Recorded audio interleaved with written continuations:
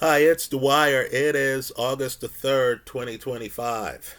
GamblersAdvisory.com, a free site. BettingAngle.us, a free site. Remember, the opinion you should follow should be your own. Just consider this video to be a second opinion from a complete stranger online. Now, I'm assuming the future is going to involve a lot of digital media and AI. I'm guessing that AI is going to make it easier for people to retrieve videos from the past, such as this one. Let's say 5 years from now, 10 years from now, whatever. Right? So I believe a boxer's legacy needs to be fully thought out. Boxing's a tough, tough sport. You have former boxers wanting to criticize contemporaries in different weight classes who they did not fight, right? In part to try to lure that fighter out of retirement for one more big payday for both of them. In part to try to reposition their own legacy for comparison purposes.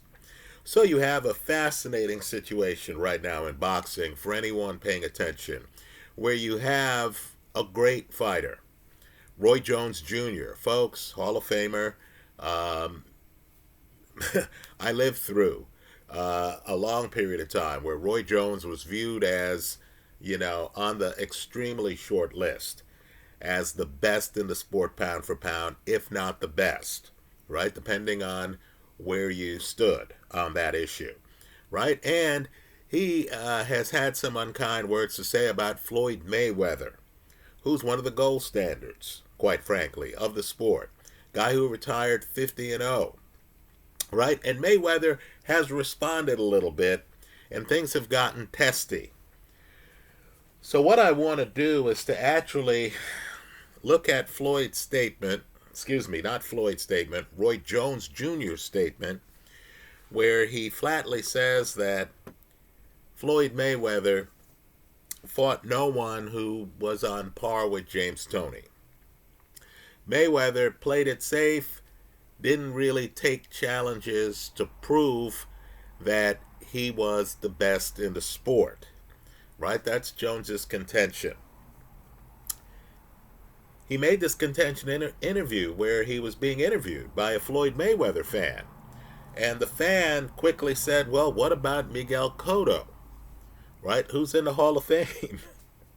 And Jones said Cotto's great as a Puerto Rican fighter. He said Cotto's not an all-time great. Right? That was the line that Roy Jones Jr. used. Let's add a little bit more context. Right? Just understand, Mayweather had a bad TV deal, in my opinion.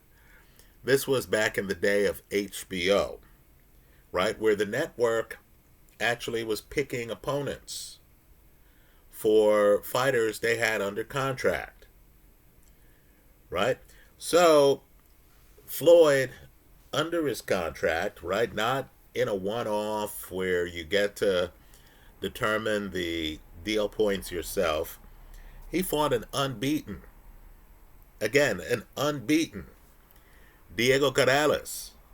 Right, folks? As I make this video, Diego Corrales, who was physically bigger than Floyd, is a Hall of Famer. Right? We're talking about Hall of Fame opponents. Right? Well, just understand the way Diego Corrales lost his unbeaten status was in a fight where he got knocked down multiple times by Floyd Mayweather. Let me point out, too, that there's another time in Mayweather's career, and I'm overlooking a whole host of quality opponents, right? People like Shane Mosley, for example, right? Who, quite frankly, in my eyes, is one of the best lightweight champions I've seen at 135. Just understand that Floyd at one point gained weight to fight a heavier champion who was one of the cash cows in boxing, Oscar De La Hoya, the esteemed promoter today, right? De La Hoya, of course, is in the Hall of Fame. Now, I know gamblers know that Floyd Mayweather was actually the favorite in that fight. That was astonishing, but you can't fault Floyd for that. In other words, Floyd was so good at the time that gamblers looking at a situation where Floyd was moving up in weight, moving up to 154 against De La Hoya, who, himself had an esteemed career where he beat people like Chavez, Ike Corte down the line. Well, just understand, Mayweather beat De La Hoya. And at the time, De La Hoya was really the king of Las Vegas. Mayweather, granted, Mayweather was set up in Las Vegas, but Mayweather beat De La Hoya in Vegas. Right? So I would throw a challenge flag on Roy Jones Jr. These are two of the best fighters I've seen. Guys, let's be fair in talking about the other guy's legacy. Something's wrong if I'm going to say, hey, this guy's fought no one. And then you look at the resume and you see that he's beaten Hall of Famers who were unbeaten at the time. Right? Think about it. Corrales unbeaten. Let me point out, too, that I believe Ricky Hatton was unbeaten when Floyd Mayweather beat him. Just food for thought. Let's talk about another guy who, to me, is being a bit unfair.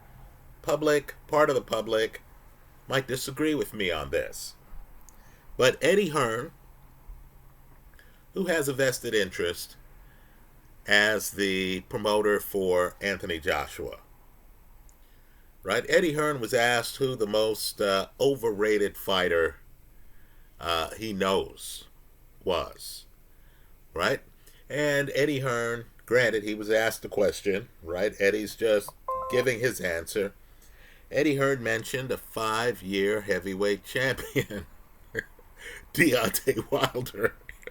Right? I laughed because I thought it was absurd. I still do. I know many of you, question Wilder from a talent perspective, right? There are a bunch of people out there, I'll acknowledge them here, who don't think Wilder had the best footwork, don't think Wilder was the best boxer.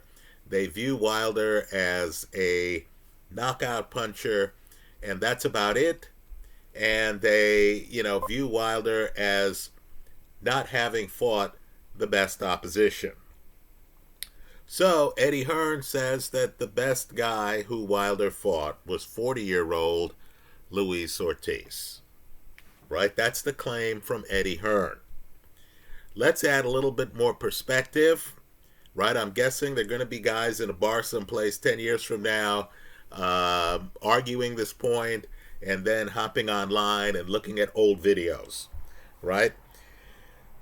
I would argue that Tyson Fury is clearly a first ballot Hall of Famer. Right? Understand, Wilder's still fighting. This isn't the Mayweather situation where Mayweather retired years ago. Many of his opponents retired years ago. People have been up for eligibility in the Hall of Fame. Right? Wilder's still fighting. Many of the people Wilder fought are still fighting. Right? Many of us are wondering if Tyson Fury is still fighting. Right? Fury was leaving a horse racing park and someone hopped out of the weeds and said, hey, are you still fighting? And Fury, of course, claimed no, but this is boxing. Lord knows we've seen a lot of guys say no and then come back. There's money on the table for Fury to fight a host of people, including Anthony Joshua. Fury has his options. He might stay retired. We've seen that before too, right? Marvin Hagler. But we've also seen, fighters say, never again. I'm done with the sport, and then come back. So let me just say this.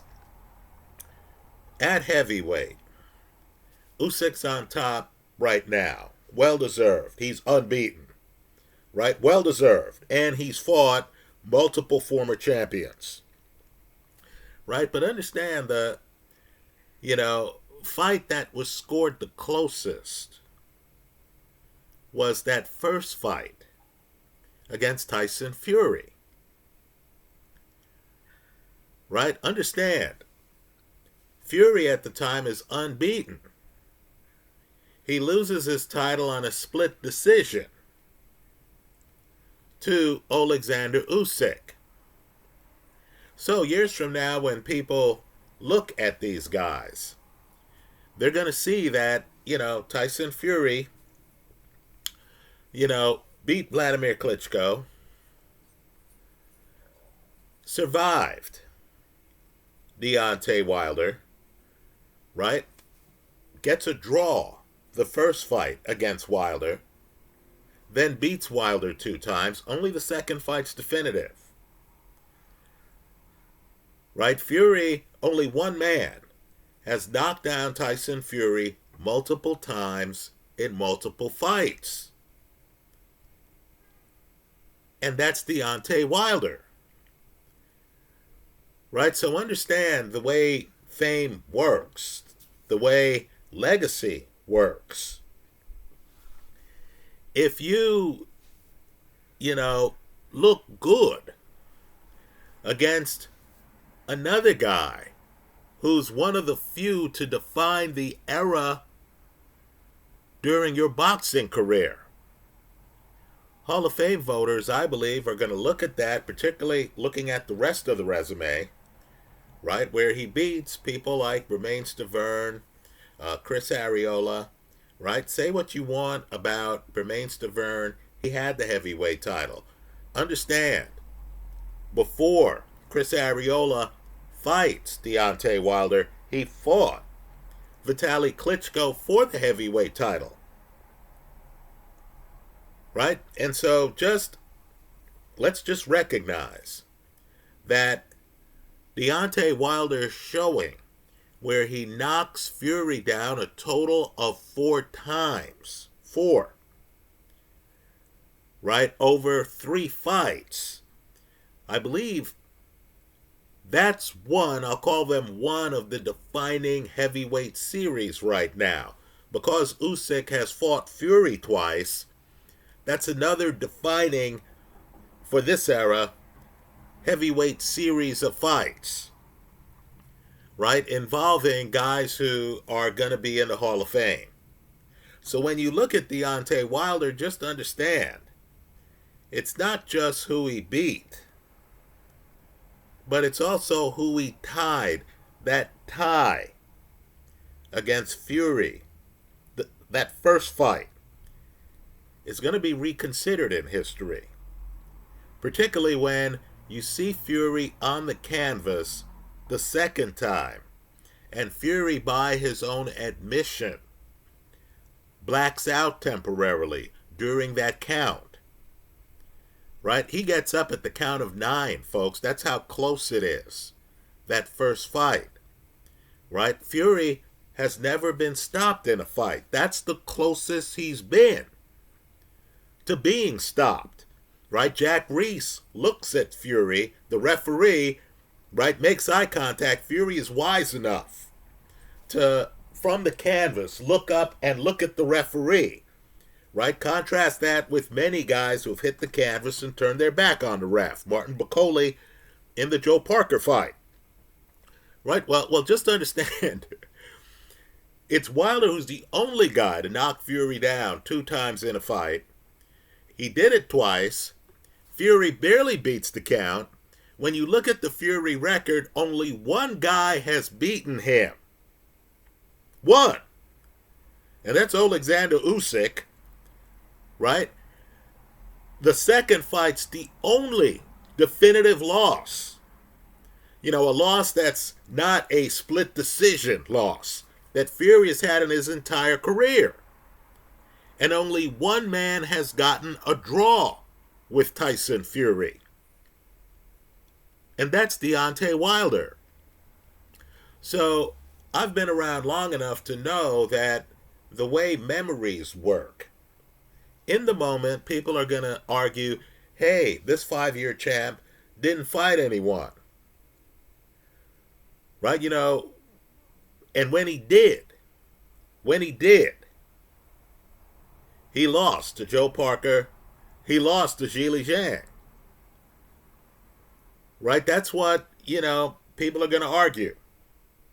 You need to recognize that the series against Tyson Fury is pivotal for the Deontay Wilder legacy.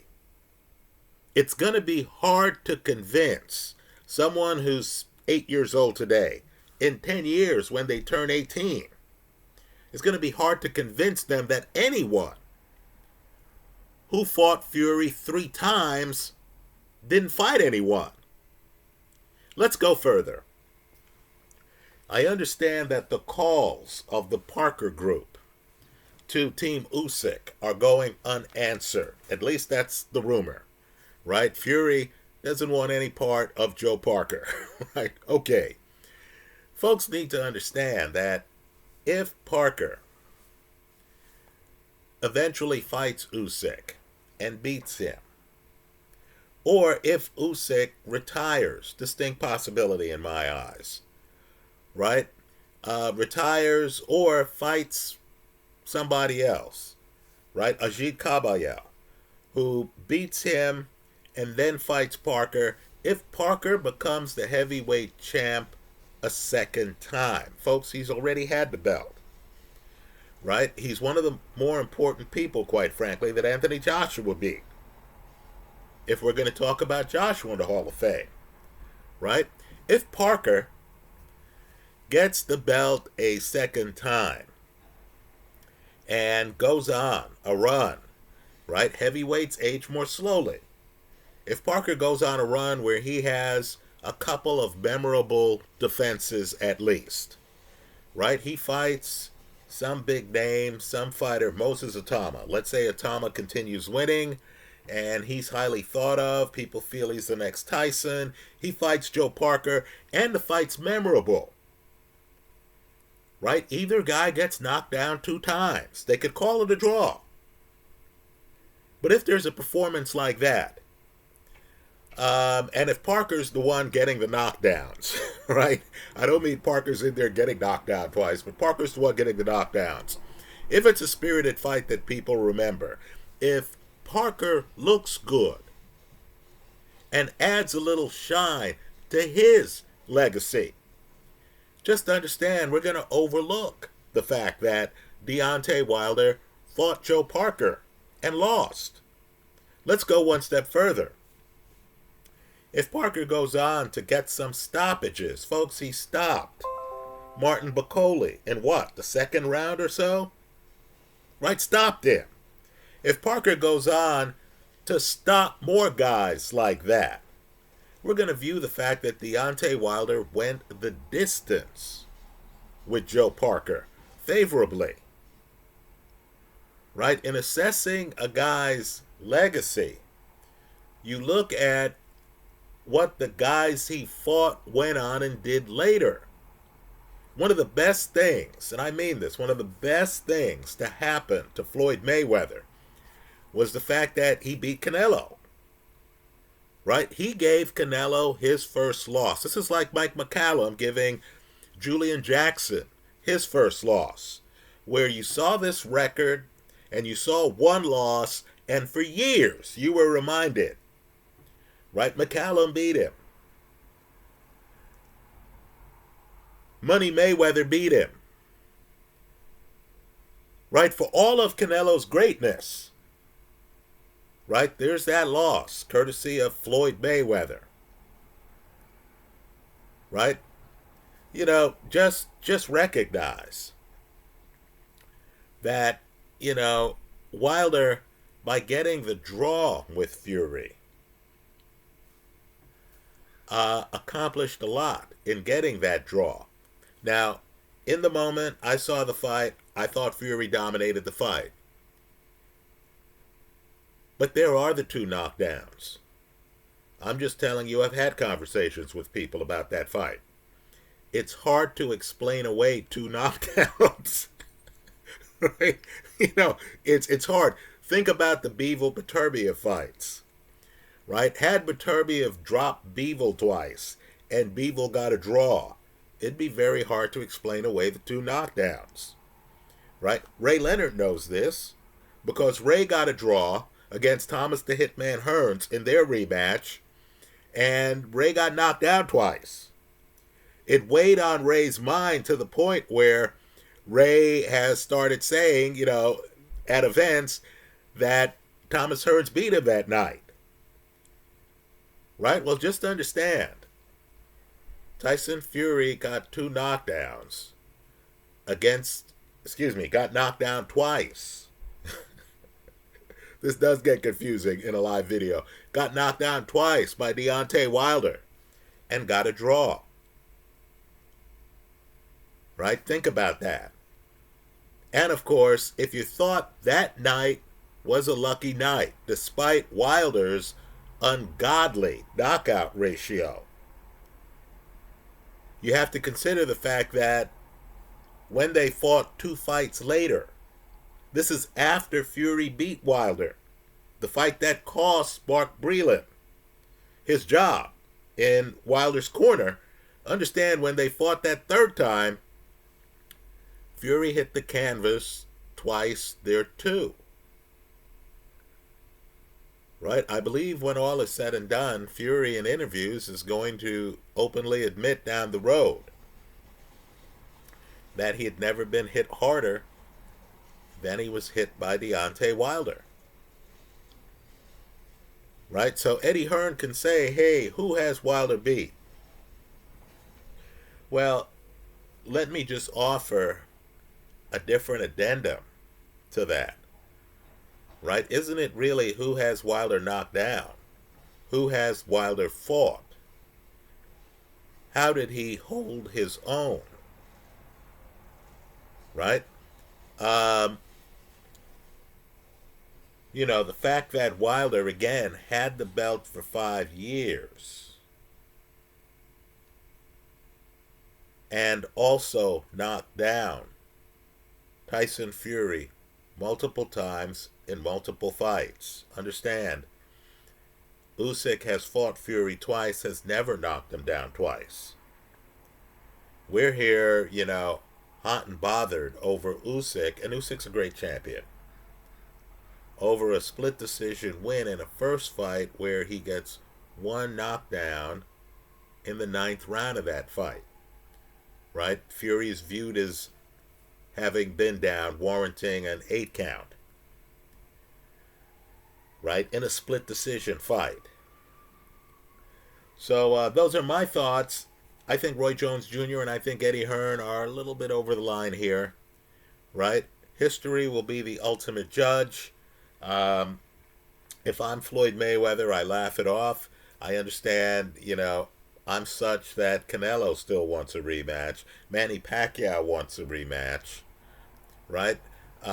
Roy Jones Jr., of all the fighters in the universe, wants to fight me, and I wasn't even his weight class. Right? That Jones-Tony fight took place at a higher weight than Floyd Mayweather ever fought. Right? Of course, Jones would fight at light heavy, then would jump to heavyweight. Right? If I'm Floyd, my legacy is in place. I'm on the top floor. 50-0 speaks for itself. Some of the fighters who look like they were going to challenge me in terms of retiring unbeaten, Tyson Fury, for example, no longer can. Right? Understand, unbeaten doesn't allow for any losses. Right? So if I'm Mayweather, I'm good. Right? I wouldn't even talk about Roy Jones. I would just say, hey, all of us are going to be open to criticism when we're public figures. Look at the Hall of Famers I've beaten. Right? That's all he has to say.